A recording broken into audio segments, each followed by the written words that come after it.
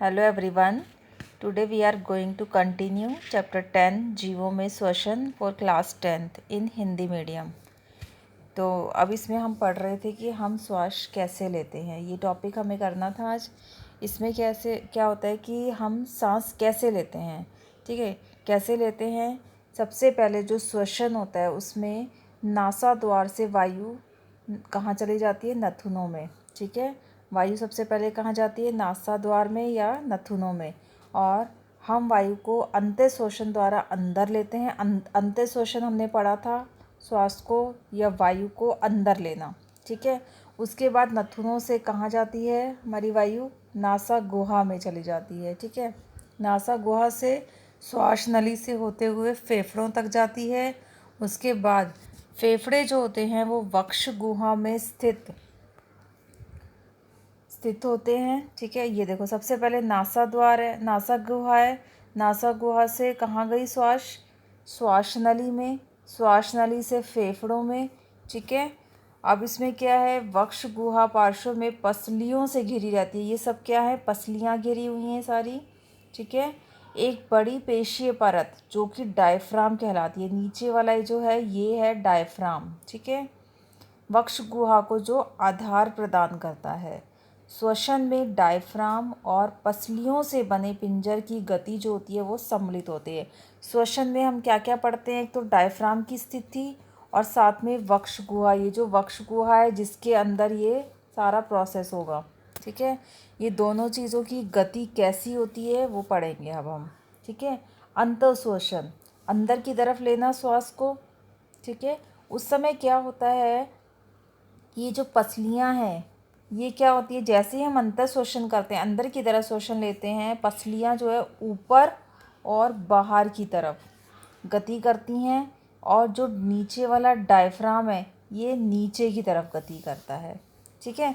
पसलियों ने क्या किया, ऊपर की तरफ और बाहर की तरफ गति करना शुरू किया, और डायफ्राम ने नीचे की तरफ गति करना स्टार्ट किया, ठीक है। ये और उसके बाद क्या होता है, जब ऐसे गति होती है तो क्या होता है, अंदर का जो आयतन है ये बढ़ जाता है। जब अंदर का आयतन बढ़ जाता है तो वायु जो होती है फेफड़ों में आ जाती है और फेफड़े वायु से भर जाते हैं, ठीक है। अब इसके अपोजिट है उच्छ्वसन। उच्छ्वसन में क्या होता है, पसलियाँ नीचे की तरफ और अंदर की तरफ आ जाती हैं, ठीक है। जब अंदर की तरफ आ जाती है तो नीचे वाला जो डायफ्राम है ये हमारा, ये क्या होता है, अपनी पूर्व स्थिति में, ये अभी नीचे आया था उच्छ्वसन के टाइप में, ये अपनी वापस में ऊपर की तरफ ये अपनी पूर्व स्थिति में आ जाता है। इससे क्या होता है, अंदर जो वक्ष गुहा का आयतन बढ़ गया था अंतःश्वसन के टाइम में, उच्छ्वसन के टाइम में कम हो जाता है, आयतन कम हो जाता है, और वायु जो होती है फेफड़ों से बाहर धकेल दी जाती है, ठीक है। ये हमारा प्रोसेस हो गया श्वसन का। इसके बाद है हमारे आसपास की वायु में बहुत सारे अवांछित कण होते हैं, जैसे कि धूल, मिट्टी, परागकण, ठीक है। तो ये क्या होता है कि ये अंतःश्वसन के साथ जब हम अंदर की तरफ सांस लेते हैं तो ये सारी चीज़ें हमारे अंदर चली जाती हैं नासा गुहा में, ठीक है, और वहाँ जाकर जितने भी रोम छिद्र होते हैं उनमें फंस जाती हैं। कभी कभी ऐसे कण जो होते हैं नासा गुहा के पार भी चले जाते हैं। पार जाने पर क्या होता है, अंदर की जो गुहा की कोमल परत होती है उसको उत्तेजित करते हैं या उसमें खुजलाहट करते हैं, जिसके कारण क्या होता है, छींक आ जाती है और जितने भी अवांछित कण होते हैं वो वायु के साथ बाहर निकल जाते हैं। केवल स्वच्छ वायु ही शरीर में प्रवेश कर पाती है। इससे हमें क्या समझ आया कि जो अंदर के रोम छिद्र थे उन्होंने अवांछित कणों को शरीर के अंदर प्रवेश नहीं करने दिया, ठीक है। अब इसमें सावधानी क्या रखनी चाहिए कि जब हम छींकते हैं तो अपने नाक को ढक लेना चाहिए, ताकि जो भी कण, अवांछित कण बाहर निकाले हैं वो अन्य व्यक्तियों के द्वारा अंतःश्वसन के समय ग्रहण ना कर लिए जाएं, ठीक है। अब हमने यहाँ पहले ऊपर पढ़ा था, क्या पढ़ा था, अंतःश्वसन का और उच्छ्वसन का, ठीक है। जैसे ही वायु अंदर आती है तो क्या हुआ था, ये फेफड़े बाहर की तरफ गति करते हैं और डायफ्राम नीचे की तरफ गति करता है, ठीक है। अब उच्छ्वसन में हमने क्या पढ़ा था कि वायु बाहर की ओर जब जाती है तो पसलियाँ वापस अंदर की तरफ आ जाती हैं और डायफ्राम भी अपनी पूर्व स्थिति में वापस आ जाता है, यही पढ़ा था हमने। इसके बाद है कि धूम्रपान भी जो होता है वो फेफड़ों को बहुत ज़्यादा नुकसान पहुंचाता है। धूम्रपान कैंसर भी हो सकता है इसकी वजह से, ठीक है, इसीलिए हमें इससे अवश्य बचना चाहिए। इसके बाद है एक छोटी सी एक्टिविटी है कि अपने बच्चे जो हैं आपस में सब मिलकर एक वृक्ष को फुलाने की स्पर्धा करें, कंपटीशन करें, और कि कौन सीना सबसे ज़्यादा फुला सकता है, और इस क्रियाकलाप को इस टेबल में फिल करें और फिर उनका माप में अंतर देखें कि सबका कितना, कौन कितनी वृक्ष गुहा को फुला सकता है, ठीक है। इसके बाद एक और क्रियाकलाप है कि एक गहरी सांस लेनी है और फीते से वृक्ष को मापना है और सारणी में नोट करना है। ये तो सेम यही वाला है। इसके बाद एक क्रियाकलाप और है, ठीक है। इस क्रियाकलाप में क्या है, प्लास्टिक की चौड़े मुंह वाली एक बॉटल लेनी है। ये प्लास्टिक की चौड़े मुंह वाली एक बॉटल है, ठीक है। इसमें क्या करना है, वाई के आकार की कांच अथवा प्लास्टिक की, वाई के आकार की कांच की या प्लास्टिक की नली लगानी है, जिसमें बोतल के ढक्कन में एक ऐसा छिद्र भी होना चाहिए, ठीक है, जिससे कि नली आसानी से निकल जाए।